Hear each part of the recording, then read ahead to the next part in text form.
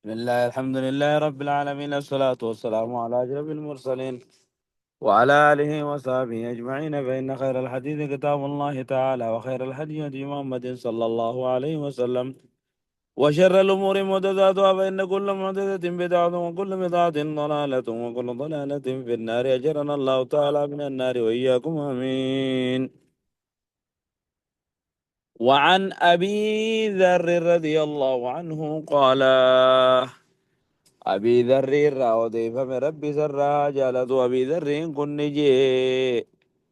أمرنا رسول الله صلى الله عليه وسلم إرجما ربي نو أجي جيجا صحاب تجي أبي ذر جانين كن إرجما ربي تنو أجي جيجي أن نصوم صوم نورت نو أجي أجنجا سنم ما داني خنيجا نبيك مغا صومني حديث کرتے قالچا فهل علي غيره خبرا سومن نر واجبني تا خجي سلا خجي سن راي فرن صارف لساني هايا سومن سنة دي جودا أن نصوم صومنو جيني من الشهر باتير ججادة 3 أيام قيا سدي صومنو آية قيا سدي صومنو سنة ججب دولا بريدا خوني 13 guyyaa 13 أو 14 takka guyyaa 14 fi و15 guyyaa 15 jegawo guyyaa sadeen kana walitti laal 13 14 fi 15 ayyaamul biid jaaniin gaafa jiini goobanee goobanti guutamu sanii jechuun. رواه النسائي نسائي توديس حديث غنا والترمذي ترمذي لأنه وديس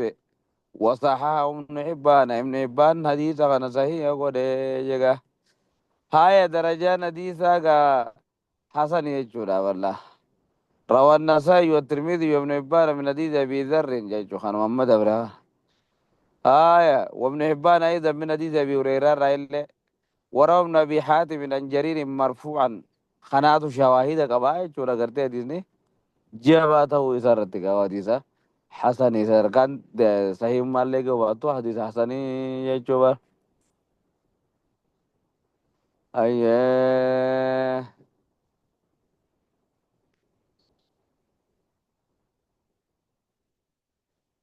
واني حديث غنى رافر النغامة الحديث يدل على استباب صيام 3 أيام قيا سديبات الراجير صوما ولتي خاصة سناته ودنا مغرسيسا جولا من كل شهر بعد مهون در راو خاباتي أمتات الرا قابني أمو صومنون سنة قد مزن أيام البيض خجانين كان الديس الديس إننا فان رمضينيس الديس خانة هودا قبا جنججو الديس قويا خدا صدفا خدا فرفا في خدا شنفا تهولا اللي جرا جنجو. حديث برا خيزة تكي چولا تدفع من قال رسول الله صلى الله عليه وسلم صيام 3 أيام من كل شهر باتي جيرو فهندر راقويا سدي صومنون akkuma waggaa guutuu soommanuudhaatitti lakkaawamaa jechuudhaatu jiraaba. Haaya isa duuba ayyaamul biid kana naggoo barbaadde irraa jireensaa guddoodha jechuudha. وعن ابي هريره رضي الله عنه ان رسول الله صلى الله عليه وسلم ابي هريره راودي فمن ربي سر جالته ارجما ربي قال نجي جابي هريره لا يحل حلال قدم حلال هنته للمرأة dubartii dhaaf halaal hin ta'u dubartii jaarsa qabduuf halaal hin ta'u anta suuma soommana sunnaa soommanuun halaal hin ta'uuf wazawjuhaa shaahidun haala jaarsi isiidhaa biyya jiruun haala jaarsi isii biyya jiruun jechuu kan inni imaltuun jiru kanuma inni ganda jiru illaa biidnihii hayyama isaatiin malee jechuu qaba isa hayyamsiiftee kan haga abbaa baluu quba waan soommanatti hin jira yoo jetteen ti walii gallaan فلا باس به الأركان انجرو ججادا يوخان أمو غرده قالي سا قدودا تدورا صومنا سنة صومنا الرخاء متفق عليه حديث بخاري مسلم توديس صحيح.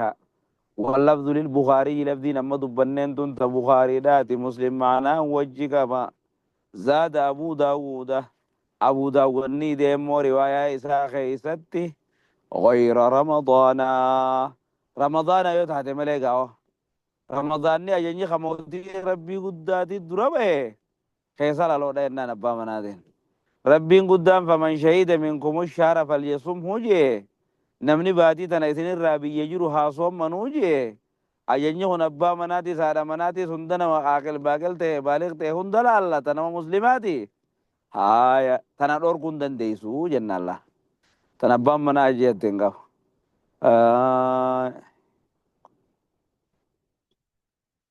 هيا أبا منا خلت ينقبو جاجو هاي يو يسين سنة وني رمضان برنا دبر سبب دلاتين يو خاغرتي ديغا لغوتين خدا برسن سن واجب سيو قدا باسو جراتي هو جنان واجبني هم بكم واجب سني دي خناس فوري چوني جتنگا وشو هاي خنا سومنو دنديسي يجوغا انا فور لأن الله سبحانه وتعالى إرجما ربي قدان قالي ساتو قالي مخلوقات را يجوبر قالي ربي قالوا راتو قالي مخلوقات را لا طاعة في لمخلوق في معصية الخالق يجون دي سامريوا إيجا مخلوق قالي قدون خالق قدا خلفنين تو يجوا يا سنة ذات منا. وعن أبي سعيد الخدري رضي الله عنه أبي سعيد الخدري راودي فمن رب الراجالة أن رسول الله صلى الله عليه وسلم إرجما ربي نهاني دورك عن صيام يومين صومنا ويا لما تراني دورك ويا لما صومني خيست حرام قدام سني يوم الفطر ويا عيد فطر لا خومني فراجر أتنياتون حلال قدام ويوم النهر أما اللي ويا عيد عرفة ويا قرت عيد أضحى ويا نمنو آقا كلا ندورك جيغار كمان ربي متفق عليه حديث بخاري مسلم تو كبا يجو حرام ما صومنا ويا لماني كذا تشكي ننجر كلامني نسنجر يجو ويا لمان صومنون كذا تيارام يجلا مالف ربي قدام ويا لمان كان كذا صومنو حرام كذا ويا gammachu tiga ويا nyatani dugani فإذا وجبت جنوبها فكلوا منها يا ربي سبحانه وتعالى wareega qalattay yookaan gartee waan udayyaa godhatan tana haa ogguu isin cinaachaan lafa dho'ite ogguu gartee gaggabdee ogguu lubbuun keessaa baate haa akka gaarii qaladhaa nyaadhaa jala haaya guyyaa nyaatanii dhuganire saniifi dhorke bashannanaa jechuu gaafa islaamummaan bashannanaaf karaa gooteetinii ibaadaan godhette haa walitti hin deemtu jechuudha bara haaya namni guyyaa sanan soomana naafe irruudha kiyyaaniin soomana dhaju tokko gariin namni kasi nuti warra adadaati nuti warra jinniiti jee kataasaa qawa hin ta'usan siyaamu haadhayn ilyoomeyn huwa amrun mukaalifun jechula waan shari'aa kallafusan jechu haya yoomul ciidiin ammaas guyyaan iidaa huwa mattafaqa alayhi ilmuslimuuna jechu guyyaa muslimoonnitti walii galanii iida godhani malee an inni kiyya akkanaa miti kiyya duratti kiyya boodatti nuti warra adadaatiif kana kanaan hafu qabdi jechaadha barka لأنه صومنوا في فرون إذا رأيتموه فصوموا وإذا رأيتموه فافطروا أركا فرا أركا صومنا هي شورة الأبطة وانت في جو الله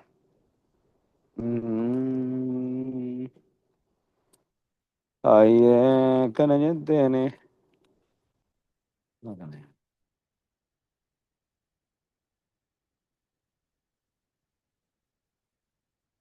وعن نبيشة الهذلي رضي الله عنه قال نبيشة الهذلي نما جاء من راوديف من رب سر راجالة وكجي قال رسول الله صلى الله عليه وسلم ارقم ربي نجي أيام التشريك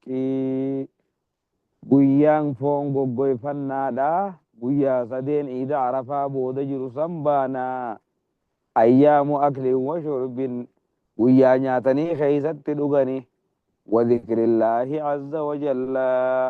فأمل ربي قد خيست تذكرني يغا نياتني دغني ربي ذكرنا أيام التشريك جنينغا guyyaa sadii iida booda jechuu iida nahriidha yookaan iida uduyyaa booda rawaahu muslim toodeeyse jega maal jechu duba guyyaa kana osoo manni hin jiru jechuuba haya waan aishata wa ibnu umara radiyallahu anhuma qaala aishaa fi ibnu umar isaan lachuutu hadiisa kana keessatti ni jaan lam yurakhas fi ayyaamu tashriiqi hunala hayyamni hin godhamne ayyaamu tashriiq keessatti tashriiq wanni jaaniif gaafa foon keessatti namni goggoifate nyaatu ni jaani ayyasumna soommanuun hayyamni hin godhamne illaa liman lam yajidi ilhadiyya nama gartee hajjii dhaqee tamattu'a godhee kaaboo wareegan qabne malee jechuudha silaa wareegaatu isa qabaa miree namni hajjii yoggoo dhaqe tamattu'a yoggoo goote faman tamatta'a bilumrati ilal hajjii ka yoggoo goote tamattu'aa fi qiiraanaa fi ifraada kana gaazaa dulmaa keessatti hogga dhibbarra deebine meen hin gaafadha nama qaba warra haya tamattu'a namni godhe san maaltu isa qaba wareegaatu isa qaba liajli tamattu'ihi waan tamattu'a godheef jechuudha namni wareega saniif wajjiin hin ooffanne yookaan ka bitachuu hin dandeenye suniitu gartee ayyaamu tashriiq soommanuu danda'a je rawaahul bukhaariyyu hadiisa bukhaariitu guyyaa sadii hajjii keessatti hin jenne rabbiin guddaan subhaanahu wa ta'aalaa wasabaatun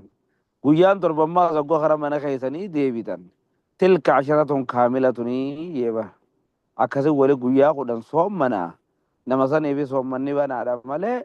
namni kaan ka ayyaamu tashriiqii gartee hajjiin dhaqin kaas jiru kun ka biyya jiru kun hundi guyyaa nyaatanii dhuganii rabbii guddaa zakkaranii jegaa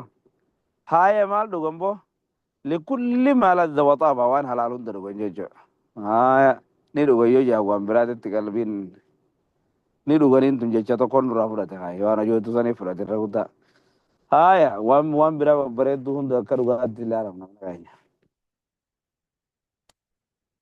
achitti dhaabbanna subhaanallahi walhamdulillahi walaa ilaaha illa allah wallahu akbar walaa hawla walaa quwwata illaa billahi al-aliyyil aziim chinnuudhaaf dursaa